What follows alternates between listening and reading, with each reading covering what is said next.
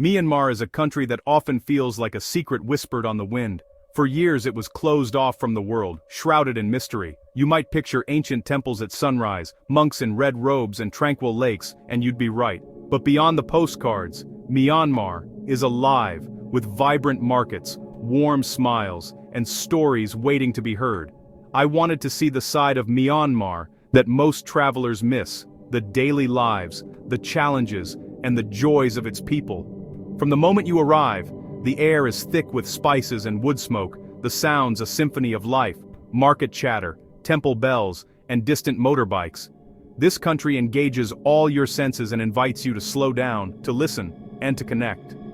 My mission: to move beyond tourist trails, to meet the farmers, shopkeepers, and families who make up the fabric of this nation. This journey wasn't about collecting souvenirs, it was about understanding, about seeing the world through their eyes. With an open heart and a sense of adventure, I began my journey into the Golden Land. This was a journey into the real Myanmar, and it would change the way I saw the world. Traveling on a budget can be a challenge, but it's also the key to a more authentic experience. My challenge: explore Myanmar for 3 weeks on just $500. That meant eating where locals eat, sleeping in simple guest houses, and using public transport. The budget, about $24 a day, had to cover everything: food, accommodation, and travel. In many countries, this would be impossible, but in Myanmar, it's a lesson in living simply and embracing the local way of life. Instead of private cars, I squeezed onto crowded buses and slow trains. Instead of hotels, I found family-run guest houses with warm welcomes and simple rooms. This approach opened doors. I became part of the daily rhythm, not just an observer. The budget wasn't just a constraint, it was a philosophy, a promise to connect more deeply. It pushed me out of my comfort zone, into real conversations and unexpected moments of kindness. Often, the best travel memories aren't bought, they're found in laughter, shared meals, and genuine connection. And that's exactly what I was searching for. Leaving the cities behind, I found myself in small villages where life moves at a gentler pace. Mornings began with roosters crowing and children in green and white uniforms walking dusty roads. There were no tourist buses, just the steady rhythm of daily life. I met Ma Theta, who ran a tiny shop from her home, a hub for the village, where people gathered to chat and share news. Through simple conversations, I glimpsed the resilience and warmth of the Myanmar people. One afternoon, I watched a game of Chin Lone, a graceful, joyful sport blending dance and football. They invited me to join, and we laughed at my clumsy attempts, a moment of pure connection. These are the moments that linger: a family sharing a meal, children reciting lessons, an old man weaving a fishing net. Glimpses into daily life reveal the true heart of a country. Behind the headlines, there are real people living with hope, courage, and kindness. These moments are more precious than any golden temple. They remind you what travel is really about.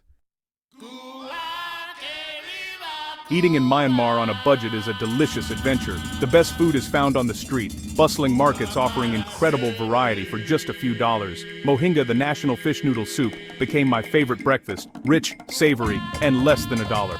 I tried shan noodles, crispy fried snacks, and sweet coconut pancakes, always encouraged by friendly vendors. Tea shops are the heart of social life. I sat on plastic stools, sipping sweet tea and eating samosa salad. A crunchy, tangy explosion of flavor. Meals were cheap, but the real value was in the connections, eating alongside locals, sharing stories, and building bridges through food. Food is a universal language, and in Myanmar, it's an invitation to join the community. Every meal was a chance to stretch my budget and deepen my understanding. On the streets of Myanmar, you're never far from a good meal, or a new friend.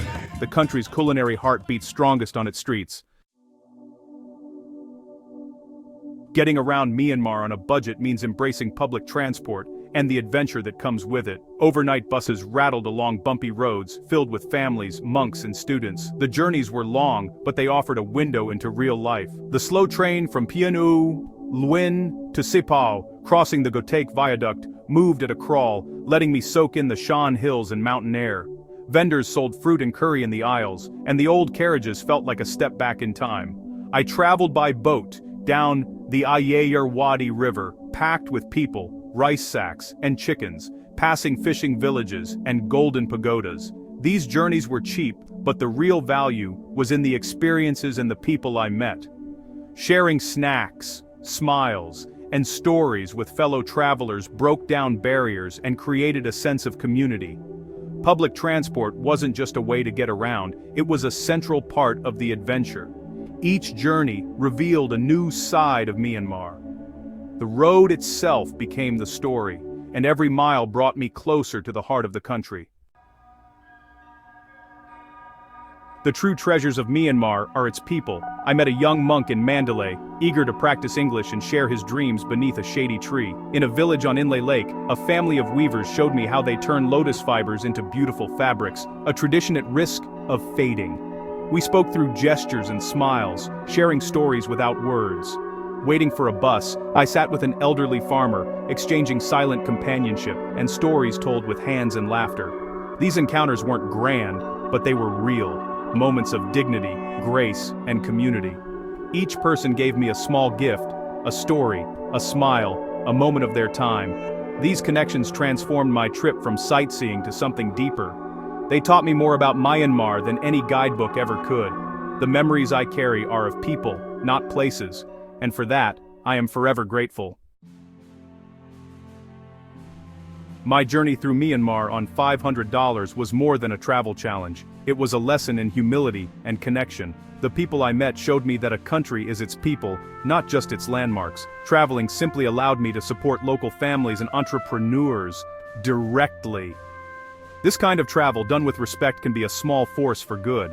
As my journey ended, I felt deep gratitude for the memories and understanding I'd gained. Myanmar gave me more than I could ever give back. I encourage you, learn about Myanmar, listen to its stories, and, if you visit, travel with an open heart. Look beyond the main attractions, seek out real life, real people. By building bridges of understanding, we can support the incredible spirit of Myanmar. They deserve our attention, our respect, and our support.